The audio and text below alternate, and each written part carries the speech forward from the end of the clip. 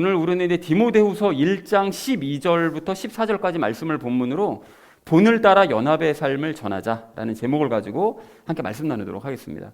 자, 우리가 그 지난주에 예수님의 공로에 감사해야 된다. 그리고 감사한다면 우리가 거룩한 삶을 살되 남을 위한 삶을 살아야 된다라는 말씀을 우리가 나누는 시간을 가졌습니다. 그래서 관련된 세 가지 말씀을 우리 나눴거든요. 그 첫 번째 나눴던 말씀이 무엇이었을까요?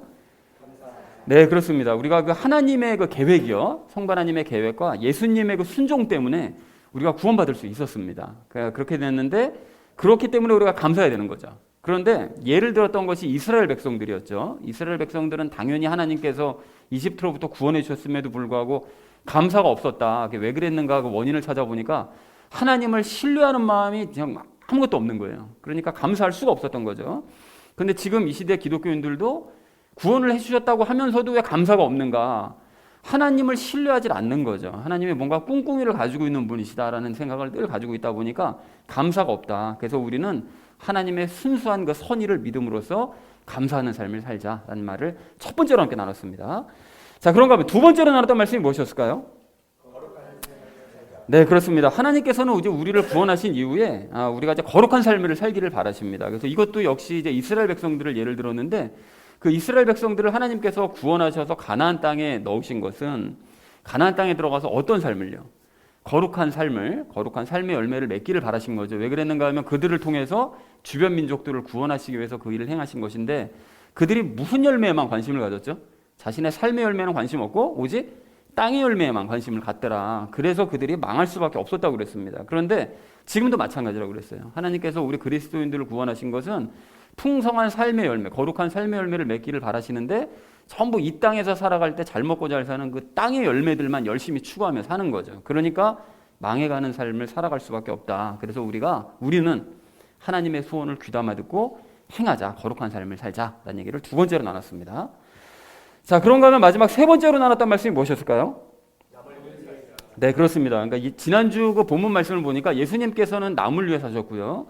바울도 역시 남을 위해서 살았습니다. 그래서 우리도 내 삶을 내려놓고 남을 위한 삶을 살아야 된다고 그랬죠. 그렇게 할 때 예수님께서 우리에게 놀라운 축복을 약속해 주셨는데 요한복음 14장 12절 말씀 지난주에 우리 함께 나눴잖아요. 너희가 예수님의 이름으로 구하는 모든 것들은 다 받으리라. 내가 그것을 성부 하나님께 말씀드려서 반드시 받게 해주시겠다 하셨는데 전혀 못 받고 있잖아요. 그 이유가 뭐라고 그랬는가 하면 나를 위해서만 구하니까 전혀 받지를 못하는 것이라고 그랬죠. 그래서 우리 각자가 서로가 서로를 위해서 구하고 찾고 두드리되 예수님의 이름으로 그걸 원하면서 구하면 예수님께서 원하시는 일이기 때문에 그 모든 놀라운 축복이 우리의 것이 된다. 그렇게 되기 위해서 우리가 남을 위해 살아야 된다. 그래서 그 축복을 누려보자라는 얘기를 마지막 세 번째로 나눴습니다. 자, 그래서 사랑하는 우리 나눔 있는 교회 성도님들 모두는 우리의 구원을 위한 삼위일체 하나님의 그 협업에 감사하시기 바랍니다. 그리고 그것을 감사하신다면 하나님께서 원하시는 거룩한 삶을 사시되 남을 위해 살아가는 저와 여러분 되어주시기를 다시 한번 주님의 이름으로 간절히 축원드립니다. 지난주는 구원을 감사하며 거룩한 삶을 살아야 된다라고 이제 말씀을 했다면 이번 주는 본을 따라서 연합의 삶을 이제 전해야 된다라고 이제 말씀을 하고 계십니다. 그래서 이번 주 주제요, 본을 따라 연합의 삶을 전하자라는 것을 주제로 각절 말씀 나누도록 하겠습니다. 먼저 12절 말씀 우리 함께 읽도록 하겠습니다. 이런 까닭에 나도 이 일들로 고난을 당하되 그럼에도 불구하고 부끄러워하지 아니하노니 나는 내가 믿어온 분을 알며 또 내가 그날을 대비하여 그분께 맡긴 것을 그분께서 능히 지키실 줄 확신하노라 라고 말씀합니다. 저 말씀이 긴데요. 여기 보면 이제 이런 까닭에라는 건 바로 앞에 있는 말씀을 봤습니다. 그러니까 지난주에 마지막 얘기했던 것이 이방인들을 위해 복음을 전한다라고 얘기했었죠. 그러니까 이방인들을 위해 복음을 전하는 까닭에 많은 어려움, 고난들을 당하고 있다는 거예요. 아무래도 하나님을 알지도 못하는 사람들에게 복음을 전하려다 보니 어려움이 많았겠죠. 그리고 그래서 감옥까지도 가게 된 거죠, 결국은. 근데 그럼에도 불구하고 부끄러워하지 않는다는 거예요. 이런 처지에 대해서 전혀 부끄러워하거나 두려워하지 않는다는 거죠. 왜냐? 내가 믿어온 분이요. 예수님이죠. 예수님을 안다는 거예요. 예수님의 뭐를 알까요? 예수님도 그분도 일생의 삶을 고난의 삶을 사셨다는 걸 아는 거죠. 그러니까 나도 역시 그런 삶을 사는 것이 아무렇지도 않다. 당연한 것이다. 라고 이제 생각을 하는 거죠. 자, 그리고 그날을 대비한다는 것은 당연히 그날은 마지막 날, 심판날을 말씀하는 거잖아요. 그러니까 마지막 심판날의 그 평가를 대비해서 그분께 맡겼대요. 뭘 맡겼을까요? 자기의 생명이요, 자기 삶이요. 자기 삶을 이제 맡겼는데 예수님을 따라가는 바로 그 삶을 예수님께 맡겨놓고, 그래서 그분께서 그것을 능히 지켜주실 것을 믿기 때문에 두려워하지 않는다는 거예요. 부끄러워하지도 않고 확신이 있는 거죠. 자, 그래서 그분께서 능히 지키실 줄 안다. 고난 중에도 예수님을 따라갈 수 있도록 내 삶을 지켜주실 것을 확신하기 때문에 나는 고난을 부끄러워하거나 두려워하지 않는다라고 얘기했다는 것이 12절의 의미가 되겠습니다. 그래서 12절 말씀을 이렇게 정리해 볼 수 있겠는데요. 이방인들에게 복음을 전함으로써 나는 고난을 당했고 이제 감옥에도 갇혔지만 나는 부끄러워하지 않는다. 왜냐하면 나는 예수님도 고난의 삶을 사셨다는 걸 너무 잘 알고 있고, 또 내가 마지막 날을 대비해서 예수님께 삶을 맡겼기 때문에 그 예수님께서 내 삶을 다 지켜주실 것을 나는 확신하므로 나는 두려워하거나 부끄러워하지 않는다라고 얘기했다는 것이 12절의 의미가 되겠습니다. 자, 이어진 13절 말씀 우리 함께 읽도록 하겠습니다. 그리스도 예수님 안에 있는 믿음과 사랑 안에서 내가 내게 들은 건전한 말씀들의 틀을 굳게 붙들고 라고 말씀하는데요. 그 건전한 말씀하면 이제는 다 기억을 하셔야 되죠. 그 내가 디모데 네가 바울 나에게 들은 건전한 말씀, 건전한 말씀이 뭐라고 그랬죠? 연합에 대한 말씀이라고 그랬었죠. 먼저 번에 그 건전한 교리, 즉 예수님과 연합한 그 교리라고 이제 설명을 했기 때문에, 그래서 건전한 말씀들이라면 바울에게 들은 연합과 관련된 말씀들을 얘기하고, 그 말씀들의 틀이라는 것은 교리를 의미합니다. 말씀을 체계적으로 정리해 놓은 그 틀, 그러니까 연합과 관련된 교리를 얘기하는 거겠죠. 그러니까 디모데 너는 연합의 교리를 굳건하게 붙들어야 된다. 말씀을 전하되 연합의 교리를 붙든 상태에서 말씀을 전해야 된다는 거죠. 그런데 그것을 이론적으로만, 지식적으로만 전해서는 안 되고 어떻게 하라고요? 예수님 안에 있는 믿음이요. 그러니까 예수님의 믿음으로 그 연합의 교리를 평상시 살아내는 거죠. 그 믿음 가지고 예수님과 연합했다는 사실을 일상적인 삶을 살아내고, 또 사랑이요. 그 예수님의 사랑을 너가 받으면서 그 교리를 먼저 체험해야 되는 거죠. 그래서 연합의 교리를 내가 실제 삶 가운데 체험한 상태에서 그 교리를 굳게 붙들고 말씀을 전해야 된다라고 바울이 13절에서 얘기를 하고 있습니다. 그래서 13절을 이렇게 정리할 수 있겠는데요. 내게 들은 연합의 교리를 굳게 붙들되 예수님의 믿음으로 연합의 교리 실천하고 예수님의 사랑을 받으면서 연합의 교리를 먼저 체험을 해라. 그리고 그 다음 14절에서 그걸 전해야 된다라고 얘기를 하고 있습니다. 그래서 마지막 14절 말씀 우리 함께 읽도록 하겠습니다. 우리 안에 거하시는 성령님을 의지하여 내게 맡겨진 그 선한 것을 지키라 라고 얘기합니다. 디모데에게 맡겨진 선한 게 무엇이었죠? 디모데가 안수할 때 받았던 것, 선물, 그게 무엇이었습니까? 말씀을 읽고 전하는 것. 뭐 사역자로서 너무 당연한 걸 수 있는데 그걸 이제 선물로 받았었다고 그랬죠. 그래서 디모데에게 주어진 이 선물은 말씀을 가르치는 것이라고 그랬는데 그걸 지키라고 그러는 거예요. 그거를, 그 사역을 그냥 놓고 있지 말고 열심을 다해 그 일을 행해야 된다. 말씀을 사람들에게 가르치는 일을 행해야 된다. 그런데 그 일을 행할 때 누구를 의지하라고요? 성령님을 의지해야 된다. 그 사역을 할 때는. 그것이 왜냐하면 성령님께서 말씀을 가장 잘 가르쳐 주시고 해석해 주시는 분이시기 때문에 그분을 의지해서 전해야 된다라고 얘기를 하고 있습니다. 자, 그래서 14절을 이렇게 정리할 수 있겠는데요. 우리 안에 거하시는 성령님을 의지하여 너에게 맡겨진 그 말씀을 가르치는 사역에 열심을 내도록 해라 라고 얘기했다는 것이 14절의 의미가 되겠습니다. 자, 그래서 오늘 본문을 이렇게 정리해 볼 수 있겠는데요. 이방인들에게 복음을 전하느라고 난 고난을 당했고 감옥에도 갇혔지만 나는 부끄러워하지 않는다. 나는 예수님도 고난을 받으셨음을 알고 있기 때문이고, 또 마지막 날 대비해서 예수님께 맡긴 삶을 예수님께서 지켜주실 것을 믿기 때문이다.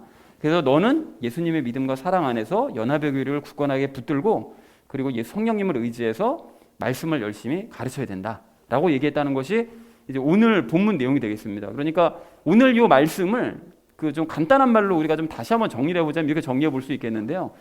그러니까 바울은 예수님처럼 고난을 받으면서도 복음을 전파하는 그 삶을 산 거예요. 그러니까 예수님께서도 그렇게 사셨기 때문에 고난 중에도 복음을 전하셨잖아요. 그러니까 바울도 역시 그 본을 따라서 고난받으면서도 이제 복음을 전파하는 삶을 산 거죠.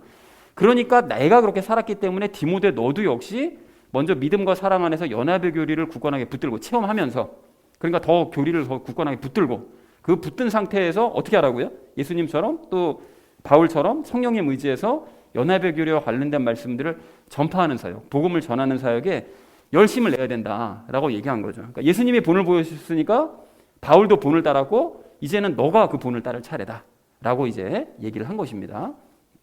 자, 그래서 우리도 이제 마찬가지로 주변 사람들에게 연합의 교리를 이제 전파를 해야 되는데요. 그래서 바울의 본을 따라서 고난을 감수하면서 이제 복음을 전하되 그 연합의 교리를 우리도 역시 굳건하게 붙들고 그것을 성령님을 의지하는 상태로 연합의 삶을 말씀을 통해서 이제 우리도 전파를 해야 된다라는 것을 이제 오늘 우리가 말씀을 좀 나누려고 합니다. 자, 그래서 적용 시간에 우리가 세 가지 이야기 나눌 건데요. 첫 번째는 예수님을 전하는 것에 대해서, 두 번째는 연합의 삶에 대해서, 마지막은 성령님을 의지하는 것에 대해서 우리 함께 말씀을 나누도록 하겠습니다. 그래서 오늘 결론이요, 본을 따라서 연합의 삶을 전하자라는 것을 주제로 나머지 말씀은 삶에 적용하면서 말씀 나누도록 하겠습니다.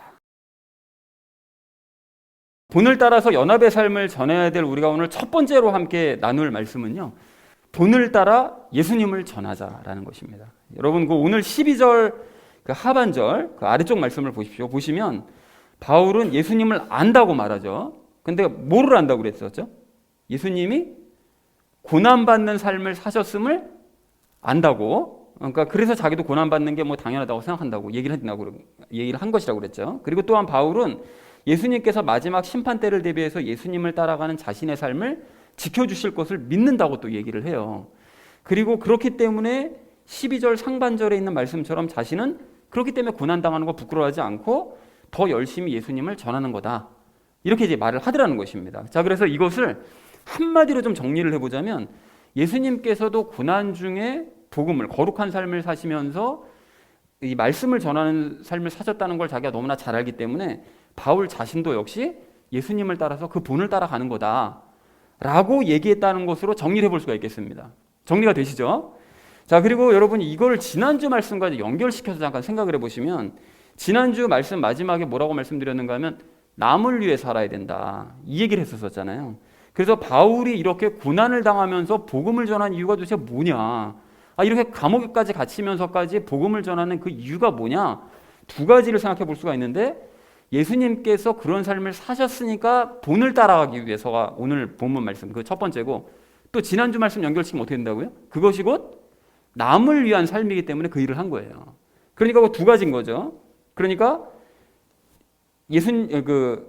남을 위해서, 본을 따라서, 예수님의 본을 따라서 남을 위해 살아가는, 그러니까 예수님을 따라서 사람을 위해 살아가는 이 두 가지를 행했다는 것입니다, 바울이. 자, 그런 의미에서 이제 예수님을 다시 한번 생각해 보시면 예수님부터가 남을 위해 사셨어요. 그렇잖아요? 당신의 생명까지 다 내어주시는, 그리고 그런 삶을 제자들에게 본으로 보여주신 거예요. 남을 위해 사는 삶을 본으로 보여주신 거죠. 그러니까 이 바울도 역시 그러한 예수님의 본을 받아서 그럼 나도 역시 남을 위해서 살아가야 되겠다. 그래서 그걸 사람들에게 본으로 보여준 거죠. 그런데 예수님은 당신의 생명을 내어주셨지만 바울 자신은 생명을 줄 수는 없잖아요, 사람들에게. 그러니까 생명을 주신 예수님을 대신해서 전해 준 거죠, 사람들에게. 자기는 못 주니까 그 생명 주신 예수님을 남에게 전해주되 그 일을 생명을 다 바쳐서 전파하는 그런 일들을 행하더라는 것입니다. 그러니까 결국은 예수님 나눠주는 일을, 남들을 위해서 예수님 나눠주는 일을 일평생 동안 한 거예요, 그 본을 따라서. 자, 그리고 그것이 바울은 남을 위해서 해줄 수 있는 가장 좋은 일이고 가장 좋은 선물임을 알았기 때문에 그 일에 열심을 냈다는 것입니다. 자, 그래서 우리도 마찬가지라는 거죠. 여러분, 우리도 예수님과 바울의 본을 따라서 남을 위해서 살아가되 바울처럼 그 예수님을 남들에게 나눠주는 일을 행해야 됩니다. 그것이 남을 위해 해줄 수 있는 가장 좋은 일이고 가장 좋은 선물을 주는 거예요. 그러면 예수님을 전해주는 게 도대체 왜 가장 좋은 선물이고 가장 좋은 일인 것이냐, 여러분 생각해 보십시오. 가령 이제 어떤 사람이 경제적인 어려움에 빠졌어요. 그러면 그런 사람을 우리가 위해서 물질적으로 도와줄 수 있는 부분은 도와줘야 되겠죠. 그런데 그런 작은 도움으로 그 사람이 경제적인 어려움을 갖고 있는 걸 완전히 다 통째로 도와주긴 힘드니까 어쨌든 일부를 도와줄 수밖에 없을 텐데, 그런 작은 도움으로 이제 문제가 해결되면 좋겠지만 사실 현실적으로는 문제가 해결되지 않는 경우가 대부분입니다. 그래서 본인이 어떻게든 해결을 해야 되는 거거든요. 그래서 물질적으로 도움을 주는 것은 안 주는 것보다 낫겠지만 그게 잠깐 해결되는 것처럼 보일 뿐 사실은 근본적으로 문제가 해결되는 것은 아니라는 거예요. 그래서 그 사람의 경제적인 문제를 근본적으로 해결을 해주고자 한다면 그 사람에게 주어야 될 건 돈이 아니라 예수님을 줘야 됩니다. 예수님을. 그래야 예수님께서 그 사람 삶 안으로 들어가셔서 급한 불 꺼주시고요. 그 사람의 그 근본적인 상황이요, 경제적인 상황이요. 즉 그 사람이 뭐 잘못된 경제관념 때문에 뭐 어려워졌든지 아니면 뭐 주변의 환경 때문에 피치 못하게 어려운 상황에 처했든지 뭐 그런 상황이 다 있을 거 아니겠어요? 그럼 그 모든 상황을 예수님께서 가장 잘 아시기 때문에 예수님께서 그 사람 삶 가운데 들어가셔서 직접 교통정리를 해 주셔야만 문제가 근본적으로 해결이 될 수 있다는 것이죠. 이게 이런 방식이 시간이 좀 걸려요. 단점이라고 할 수 있는 것은 시간은 좀 걸릴 수 있겠지만 문제를 근본적으로 해결할 수 있는 방법은 그것밖에 없기 때문에 예수님을 주는 것이 그의 삶에 가장 좋은 선물을 주는 것이다 라고 볼 수 있다는 것입니다. 자, 그런가 하면 어떤 사람이 또 정서적으로 또는 뭐 정신적으로 문제가 생겼어요. 그래서 우리식대로 표현하면 이제 혼의 문제가 생긴 거죠. 근데 그런 사람들은 이제 다 그래서 정신과 찾아가거나 무슨 뭐 이런 일들이 일어나게 되잖아요. 그런 일들이 이제 흔하게 됐는데 그 우리 신앙적으로 표현하면 이게 혼의 문제가 생겼지만 사실은 영의 문제가 있는 거죠. 근본적으로는 우리가 그걸 알고 있어요. 그러면 세상 사람들은 그런 사람을 어떻게 도와주느냐? 어떻게 도와주죠? 좋은 강의를 하는 강사를 소개를 시켜주든지 그런 이제 강연장으로 이제 소개를 해주든지 아니면 좋은 책을 소개해주든지 아니면 자신이 직접 그 사람을 만나서 대화를 하든지 아니면 함께 여행을 가서 그 사람의 마음을 위로해주는 이런 일들을 한단 말이죠. 자, 그렇게 하면 당사자도 조금은 위로를 받아요. 왜냐하면 상대가 자기에게 관심을 기울여준다고 생각이 들고 또 성의를 보인다는 생각이 들기 때문에 잠깐 위로를 받습니다. 그래서 이제 그런 과정을 지나고 나면 문제가 해결되는 것처럼 느껴지기도 해요. 이게 내가 마음이 좀 편안해진 것 같다. 내가 막 위안을 좀 얻은 것 같다. 이렇게 하는 것처럼 보이고 경우에 따라서는 정말 큰 위로를 얻는 사람들도 있긴 하는데 그래서 우리가 이제 필요에 따라서 필요한 경우에는 그런 일들을 하긴 해야 됩니다. 우리가 로마서 12장에서도 말씀하시잖아요. 기뻐하는 자들과 함께 기뻐하고 우는 자들과 함께 울라라고 말씀하셨기 때문에 그런 일이 필요할 수도 있어요. 그러나 우리가 언제나 그 사람과 늘 항상 함께 해줄 수 있는 것은 아니잖아요. 현실적으로 불가능한 얘기잖아요. 그리고 또 그런다고 해서 이 사람의 문제가 근본적으로 해결이 되는 것도 아닙니다. 그건 잠깐의 그냥 그 위로만 해줄 뿐인 거예요. 그리고 시간이 지나고 나면 그 사람에게 안 좋은 상태는 또 나타날 수밖에 없어요. 그게 왜 그런 것이냐? 그게 반복될 수밖에 없는 것은 그것이 그 사람의 영의 문제이기 때문에 그게 뭐 아무리 좋은 강의를 들려주고 뭐 책을 읽고 뭐 여행을 함께하고 이런 것들은 다 외부적인 자극이잖아요. 그 외부적인 자극을 통해서 그 내부적인 문제가 해결될 수는 없다는 거죠. 그러니까 결국은 제자리로 돌아올 수밖에 없다는 거예요. 그래서 그 사람의 문제를 근본적으로 해결을 해주려면 내부를 바꿔야 되기 때문에 결국은 그 사람에게 예수님을 주어야 된다는 거죠. 그게 가장 좋은 선물인 거예요. 그런데 예수님을 전해준다고 해도 그 사람에게 예수님은 당장 아무런 위로가 안 될 수가 있어요. 뭐 예수님이 누군지도 모르니까. 그리고 또 그런 예수님을 소개해 주는 것이 이게 너무 성의 없다. 지가기 귀찮으니까 그냥 뭐 대충 그냥 예수님 그냥 뭐 믿어보라고 던져주고 마네. 이게 성의 없이 느껴지거나 관심을 기울이는 것 같지 않아서 실망할 수 있겠지만 그 사람이 진지하게 예수님께 집중하는 방법을 배우고 예수님과 함께 살아가는 방법을 배우면 이게 잠시 후에도 말씀드리겠지만 예수님께 집중하고 예수님과 함께 살아가는 방법이라는 걸 다른 말로 하면 어떻게 되는 거죠? 말씀에 집중하고 말씀과 함께 살아가는 삶을 사는 거예요. 그게 구체적인 방법인 거예요. 그렇게 되면 예수님께서 그 사람의 문제를 그냥 밑둥부터요. 즉 영의 문제를 근본적으로 해결해 버리시기 때문에 문제가 근본적으로 영원히 해결돼 버리는 거예요. 그래서 더 이상 우울증 같은 거 사라져 버리는 거죠. 무기력 같은 거 날아가 버리는 거예요. 모든 혼적인 문제들이 깨끗하게 사라져 버리는. 자, 그러니까 결국은 예수님 이외의 이런 다른 해결책들이요. 그러니까 인간적인 해결책들은 괴로워하는 사람들의 관심을 일시적으로 잠시 다른 곳으로 돌리는 것일 뿐이라는 것 사실 우리가 간파를 할 수가 있습니다. 그러니까 문제가 해결되는 것처럼 속이는 거예요. 이 사람이 여기 지금 너무 매몰돼가지고 막 경제적인 문제, 정신적인 문제 힘들어하니까 잠시 관심을 다른 쪽으로 돌리는 것일 뿐 사실은 문제를 해결해 주는 것이 아니구나라는 사실을 우리가 분명하게 알아야 됩니다. 그러나 세상 사람들은 그게 최선의 방법이에요.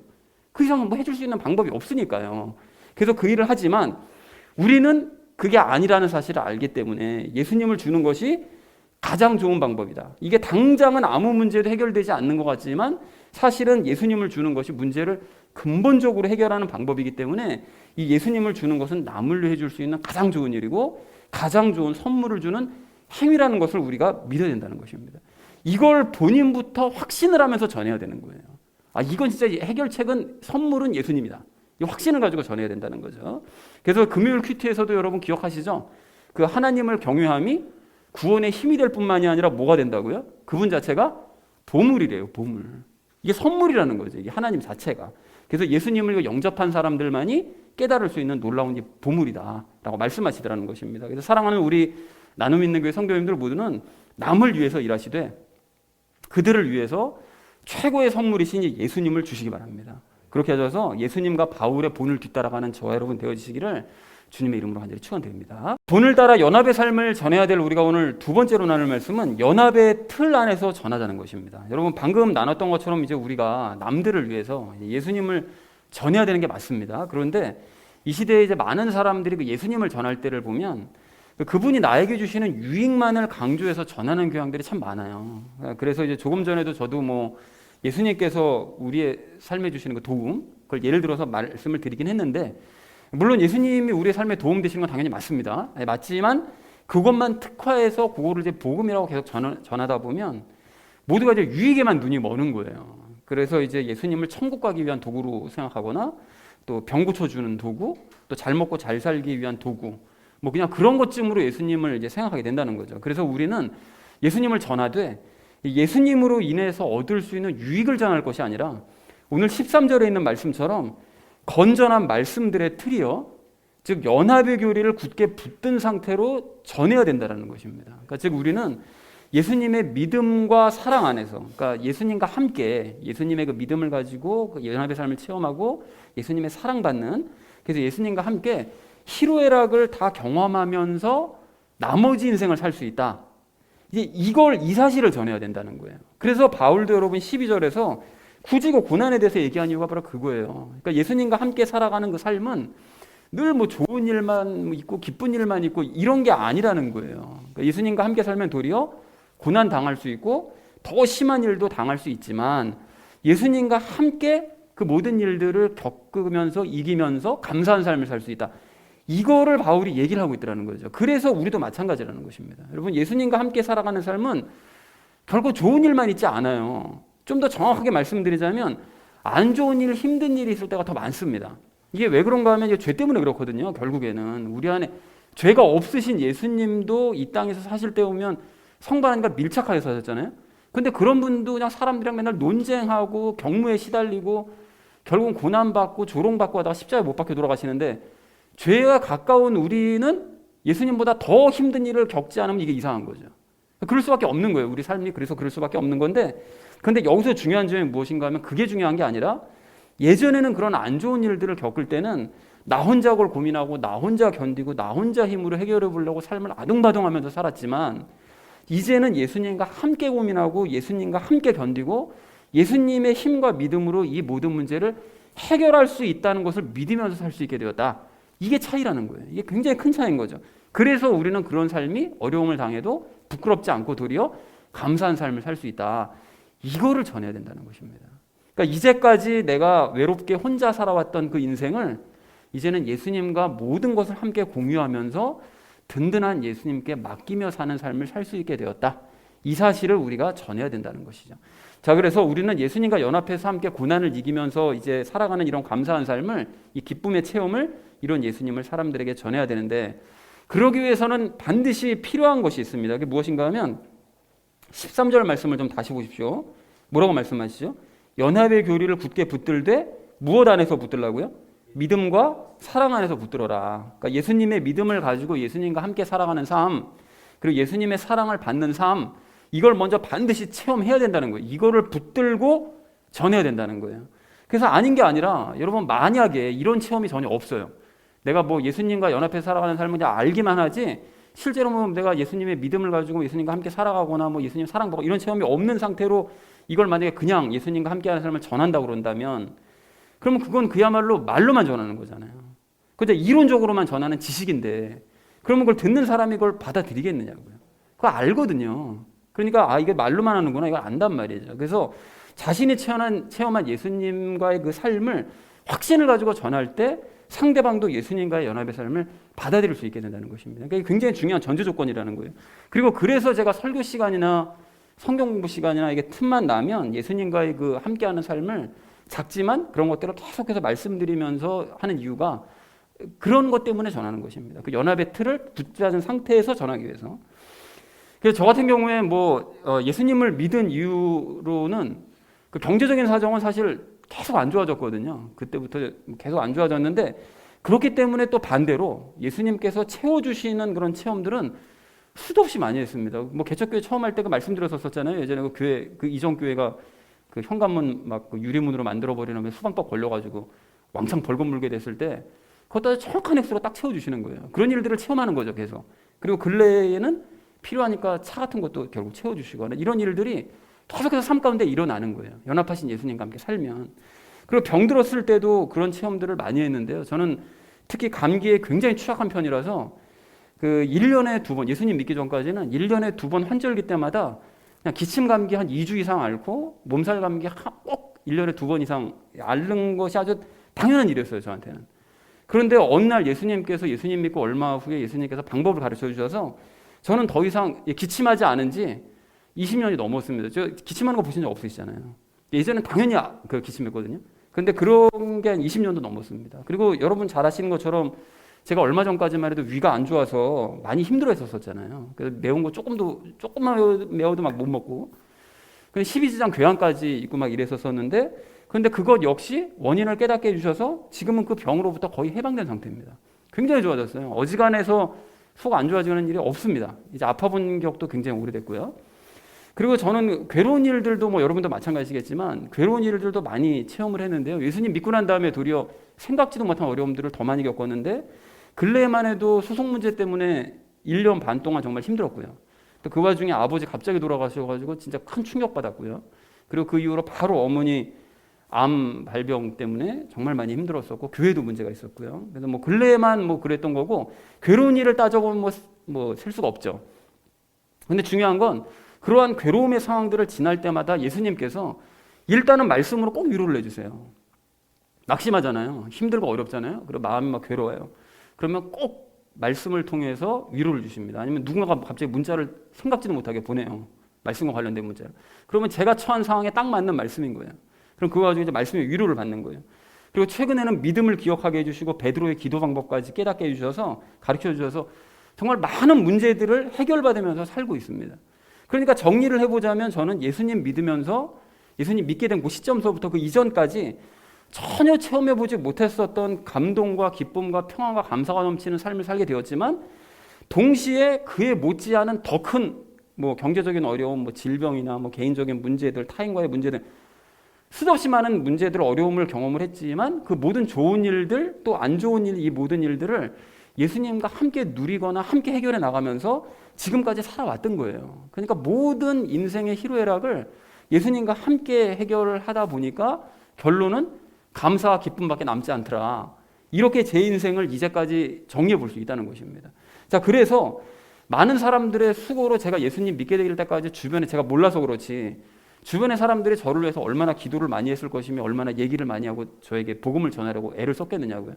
그래서 그렇게 예수님을 전달받은 게, 예수님을 제가 받게 된 게 얼마나 감사한 일인지를 시간이 갈수록 절감하는 삶을 살고 있습니다. 그리고 그렇기 때문에 제 삶에 함께 해주시는 이 예수님이에요. 제가 예수님 받고 삶이 너무 기쁘고 좋아졌기 때문에 이 예수님을, 제가 체험한 이 예수님을 이제 다른 사람들에게 힘이 닿는 대로 주려고 하는 거예요.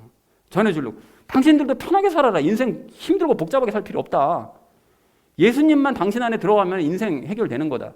이걸 계속 전하고 있는 것입니다. 그래서 사랑하는 우리 나눔 있는 교회 성도님들 모두는 남들에게 예수님을 선물로 주시되 이 연합의 교리 안에서 연합하신 예수님과의 체험을 여러분 꼭 전하시기 바랍니다. 그렇게 되기 위해서 예수님과 함께 살아가시는 이 삶을 더더욱 풍성하게 체험하시는 저와 여러분 되어주시기를 주님의 이름으로 간절히 축원드립니다. 자, 본을 따라서 연합의 삶을 전해야 될 우리가 마지막 세 번째로 나눌 말씀은 성령님을 의지해서 말씀을 전하자는 것입니다. 여러분, 방금 우리가 나눴던 이야기가 예수님을 선물로 전해야 된다.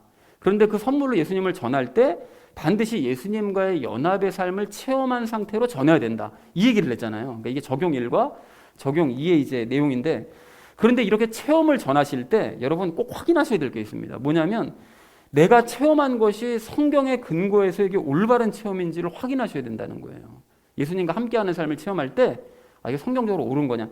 여러분, 그래서 가령 내가 어떤 신비한 체험을 했는데 성경을 찾아보니까 이런 체험이 없어요. 비슷한 체험이. 아니면 이런 체험이 성경의 가르침과는 좀 거리가 있는 것 같아요. 이러면 이건 잘못된 체험일 수 있다는 거죠. 그래서 가령 예를 들어서 어느 날 성령님께서 갑자기 이제 이렇게 생활을 하고 있는데 음성이 싹 들리는 거예요. 성령의 음성이 들리면서 새로운 계시를 줄 테니까 너 마음에 새기고 받아 적어라. 계시의 말씀을. 그래가지고 들어보니까 야, 이제까지 들어본 적도 없고 막 알지도 못했었던 완전히 새로운. 그래서 막 너무 놀라운 막 내용인 거예요. 자기가 봐도 막, 야, 이거 너무 놀랍다. 막 성경에도 이런 말씀은 없어요. 막 너무 기쁘고 막 감사하고 막 황홀한 거예요. 그럼 이런 체험이 올바른 체험이냐? 올바른 체험입니까? 절대 올바른 체험이 아니죠. 도리어 이런 음성은 성령님의 음성이 아니라 마귀의 음성일 가능성이 큰 거예요. 여러분 왜 그렇습니까? 왜 그런가 하면 이게 성경적으로 증명이 되잖아요. 요한복음 14장 26절 말씀을 보면 성령님께서는 어떻게 하신다고요?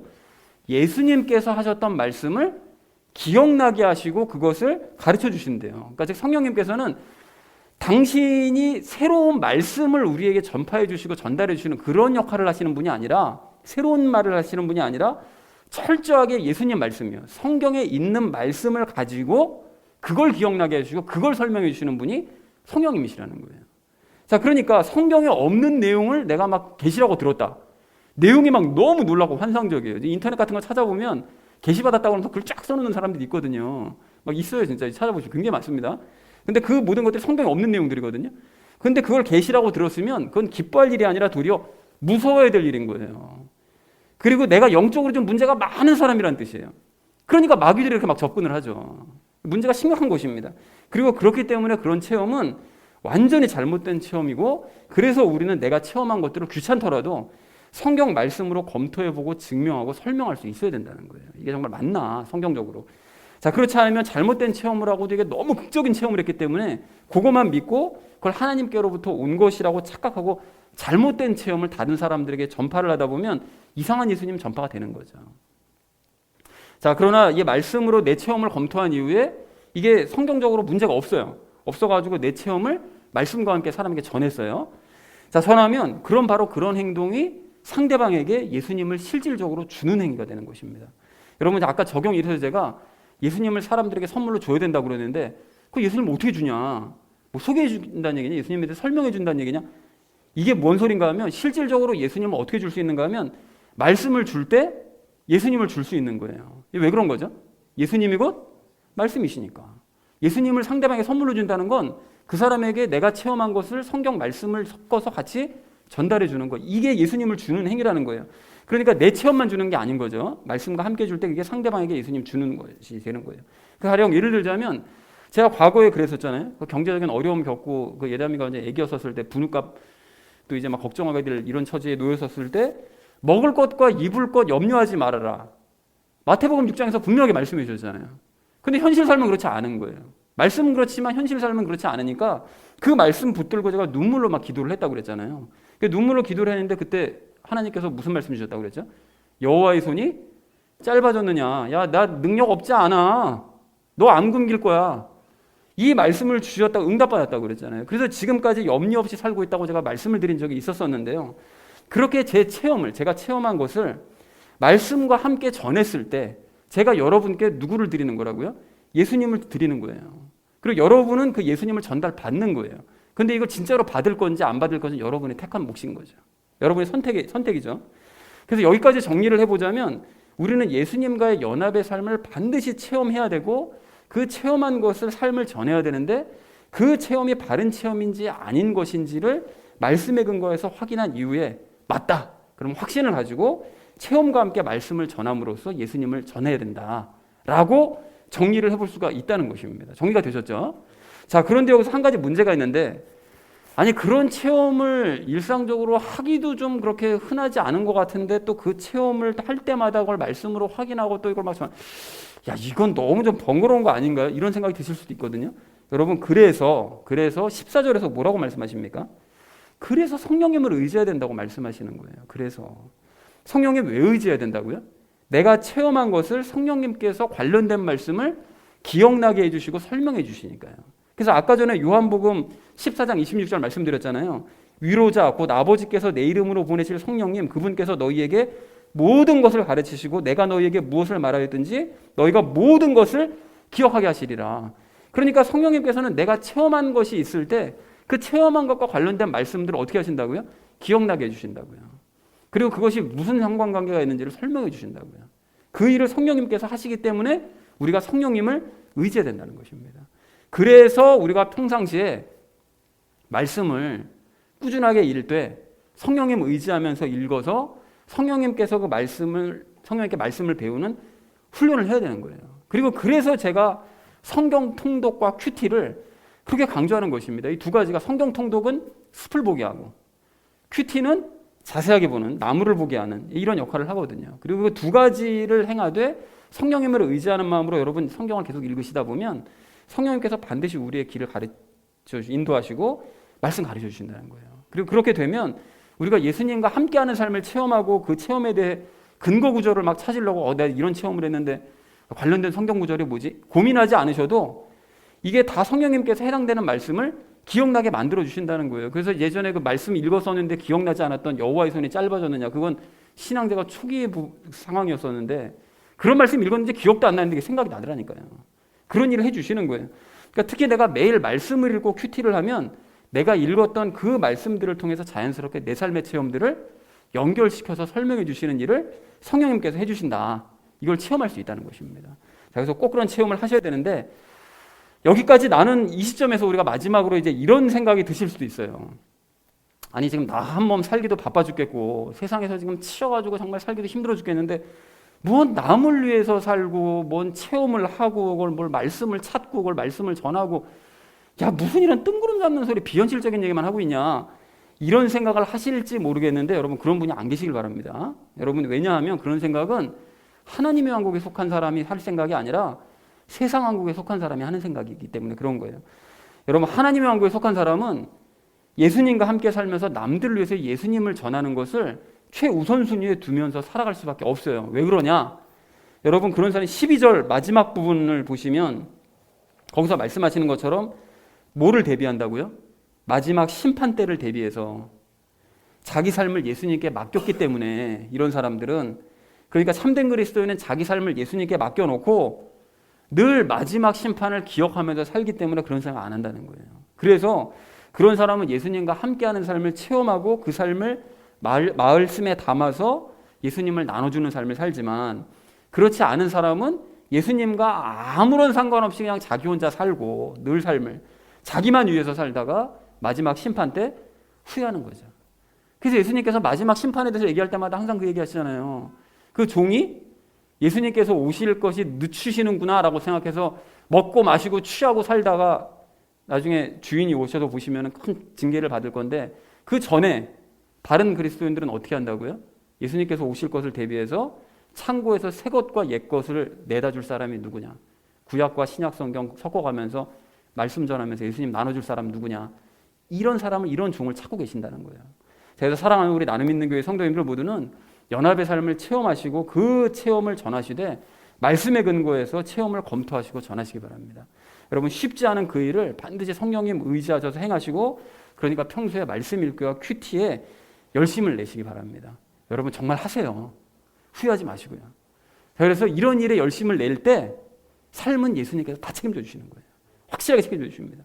그렇게 하셔서 말씀이신 예수님을 사람들에게 풍성하게 나눠주는 저 여러분 되어주시기를 주님의 이름으로 간절히 축원드립니다. 분을 따라 연합의 삶을 전하자라고 이제 주제를 나눴었는데 첫 번째로 나눴던 말씀이 분을 따라 예수님을 전하자고 했었죠. 그래서 바울은 예수님의 무엇을 따라서요? 분을 따라서 고난 중에도 누구를 위해서 복음을 전했다고요? 남을 위해서 복음을 전했습니다. 자, 그리고 이것을 알리고 전하는 것은 이분을 알리고 전하는 것은 남을 위해 줄 수 있는 가장 좋은 선물이다. 누구요? 예수님을 알리고 전하는 것이 남을 위해 줄 수 있는 가장 좋은 선물이다. 인간적인 방법으로 그 사람의 어떤 문제를 해결해 주는 것은 일시적인 해결책일 뿐이지 문제를 근본적으로 해결해 줄 수는 없다. 그래서 이분께서는 문제를 근본적으로 해결하신다. 누구요? 예수님께서는 문제를 근본적으로 해결하신다. 그렇기 때문에 우리가 예수님을 줘야 되는 거예요. 상대방에게 선물로 줘야 된다라는 것을 이제 마음에 담아야 되는 거죠. 그래서 우리가 두 번째로 나눴던 것이 예수님을 주되 예수님을 전할 때 예수님으로 인한 무엇만 전해서는 안 된다고요? 그분으로 인해 얻을 수 있는 무엇이요? 유익만 전해서는 절대 안 된다. 대부분이 이러고 있거든요. 그래서 그분으로 인해 얻을 수 있는 유익들만 전하고 있기 때문에 이상한 예수님이 전파되는 거죠. 그래서 예수님과 연합하여 살아가는 그냥 일상의 삶을 내가 먼저 어떻게 된다고요? 체험을 하고 뭐를 전해야 된다고요? 체험한 거를 전해야 되는 거예요. 그것이 없는 상태로 전하면 지식만 전하는 것이기 때문에 아무런 전달이 되질 않습니다. 자, 예수님 안에 있는 아까 전에 우리 성경 말씀 나눴던 거 예수님 안에 있는 무엇과 무엇 안에서요? 예수님의 믿음과 또 사랑 안에서 무슨 교리를 붙들어야 된다고요? 연합의 교리를 붙들어야 된다라고 건전한 말씀의 틀이요 라고 말씀을 드렸습니다. 마지막 세 번째로 나눴던 것이 성령님을 의지해서 말씀을 전하자고 했는데요. 체험을 하기 전에 무엇으로 검토해야 된다고요? 먼저 성경 말씀으로 검토한 후에 무엇과 함께 전해야 된다고요? 바로 말씀과 함께 그걸 전파를 해야 되는 거죠. 체험한 거를 말씀과 함께 전달을 해야 되는 거죠. 그렇게 말씀을 전하는 게 곧 누구를 전하는 거라고요? 예수님을 전하는 거다. 그래서 예수님을 상대방에게 선물을 준다는 건 결국 말씀을 주는 것입니다. 말씀을.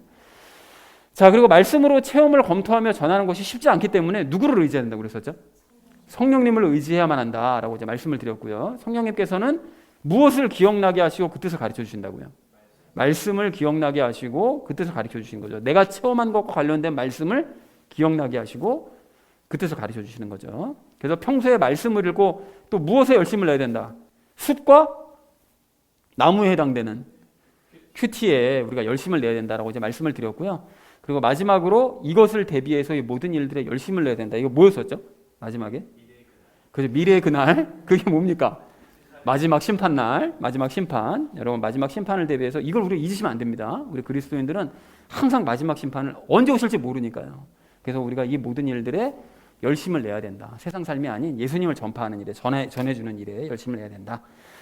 자, 그래서 사랑하는 우리 나눔 있는 교회 성도님들 모두는 예수님이 최고의 선물이라는 것을 기억하시고 이 예수님을 남들에게 주시기 바랍니다. 여러분 그 일을 위해서 예수님과 연합해서 살아가는 이 삶을 더욱 다양하게 많이 체험하시고 그 체험한 것을 말씀에 근거해서 전하시되 성령님을 의지하면서 전하셔서 마지막 심판을 대비하시는 슬기롭게 대비하시는 저 여러분 되어주시기를 주님의 이름으로 간절히 축원드립니다.